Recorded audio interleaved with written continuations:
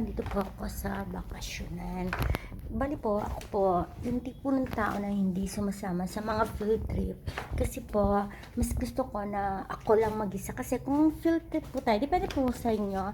Field trip means yung group tour. Depende po yun sa inyo. Ako po, ayoko po sumasama sa mga group tour.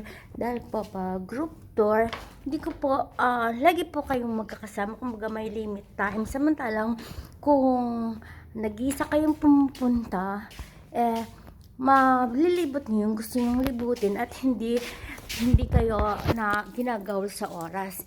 Isa pa pong dahilan kaya hindi ako sumasama sa mga group tour ay mas maganda po na sarili na lang, kasi pagka po sarili na pupunta kayo sa lugar na gusto nyong puntahan, mostly po mas nakakamenos kayo po. Yung group tour may mga libre pong merienda, pero sa totoo lang po mas nakakamenos po kayo kung kung kayo na lang mag-isa, kasi po dapat po magpapapernotate kayo at bago mag 2 months ng lugar na pupuntahan nyo, para yung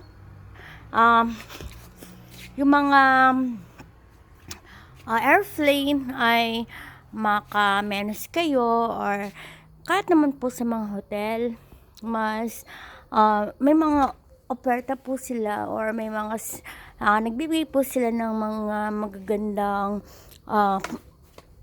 yung sale na pesto sa hotel kung magpapapernotate kayo 6 months before.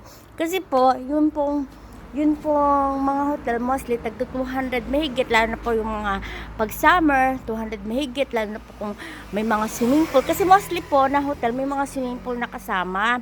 So, package deal na po yun. May mga kolasyon. Pero, 200 mahigit po mostly ang mga price. Pero, pwede pong maging 70 lang kung 6 months before nyo ipapapernotate ang mga hotel.